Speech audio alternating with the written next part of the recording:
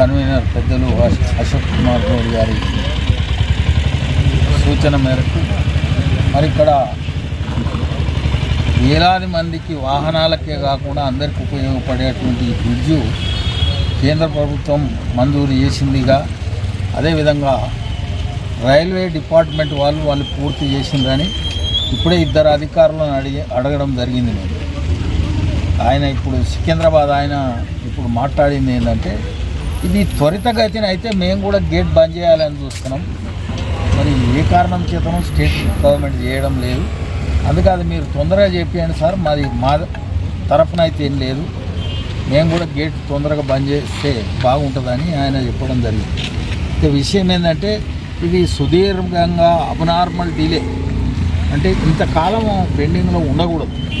దీనివల్ల ఏమవుతుందంటే పక్కన కొంతమంది ఇల్లు కూలగొట్టుకొని ఉన్నారు. ఆ తర్వాత ఇంకొక కారణం ఏంటంటే స్పీడీ వెహికల్స్ రావడం వల్ల, బ్రిడ్జి లేకపోవడం వల్ల అనేక ప్రాణాలు, పశువులకు కూడా నష్టమయ్యే ప్రమాదం ఉంటుంది. అయితే ఈ రోజులు ఏంటంటే అధికారంలో ఉన్న ప్రభుత్వాలు మనం ఇది చేస్తాము అది చేస్తాము అని చెప్పడం, అదేవిధంగా గతంలో చేసినటువంటి పనులు ఆ ప్రభుత్వం చేసింది మేమెందుకు పూర్తి చేయాలనే కొంత ఇలాంటి మెలికలు కూడా ఉంటాయి. నేనేమంటున్నానంటే ప్రభుత్వాలు ఏది వచ్చినా ఇలా వాళ్ళు ఉన్నారు, రేపు ఇంకొకరు వచ్చినా ఎవరు చేసిన పని అయినా దాని మీద ఏమన్నా తప్పు జరిగితే ఎంక్వైరీ విచారణ చేయాలి, కానీ పనులు మాత్రం ఆపకూడదు. పనులు ఆపితే ఏమవుతుందంటే ప్రజల డబ్బులు వృధా అవుతాయి. ఇలా నేనేమంటున్నా అంటే నిన్న ఒక గౌరవ శాసనసభ్యుడు ఏమన్నాడంటే ఎన్టీఆర్ ఘాట్ ఏదైతే ఉన్నదో అక్కడే శాసనసభ నిర్మాణం చేయాలంటారు. అంటే నేనేమంటున్నానంటే మనం మాట్లాడేదానికి పరమార్థం ఏంది, అక్కడున్న ఘాట్ ఎందుకు నిర్మించి, ఆ నిర్మించిన ఘాట్ ఎవరిది అంటే ఈ విధంగా పరిశీలన లేకుండా మన నోరు పారేసుకుంటున్నాం.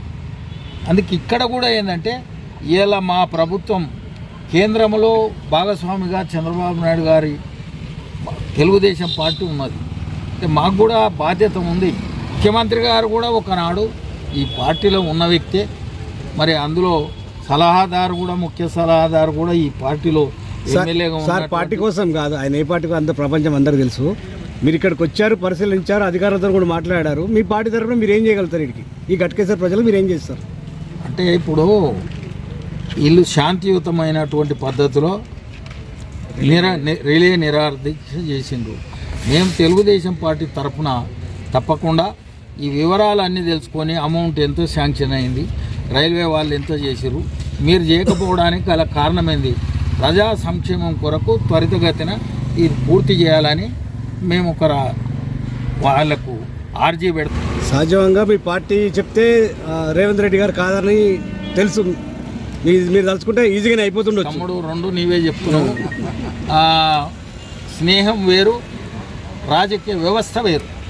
ఇలా అన్నం పెట్టిన ఆయననే ఆడ మేము ఇంకోటి కడతాం అంటుంటే ఇంకా దానికి 17 సంవత్సరాల నుంచి జరుగుతుంది ఇది. మీరు వచ్చారు, మీ పార్టీ సభ్యులందరూ 100% పోలిట్ బ్యూరో సభ్యునిగా, జాతీయ తెలుగుదేశం పార్టీ ప్రధాన కార్యదర్శిగా నా బాధ్యత ఏంటంటే మా కార్యకర్తలు ఒక్కరే కాదు, అన్ని పార్టీల నాయకులు కూడా దీనికి సమూలంగా ధర్నా చేసినట్టుగా అశోక్ కుమార్ గౌడ్ గారు చెప్పారు.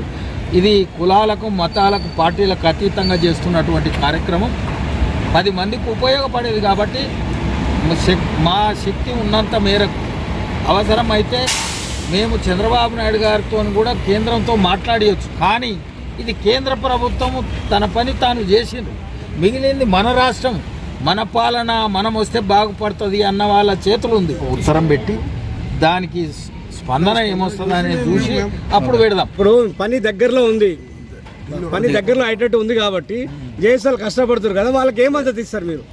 వాళ్ళకు ఇప్పుడు మనం చేసే లెటర్ పంపేది కూడా వాళ్ళ మద్దతే. తర్వాత కావాలంటే ఆయనతో మాట్లాడే ప్రయత్నం చేద్దాం. అది గొప్పది కాదు, పని చేయించేదే గొప్పది.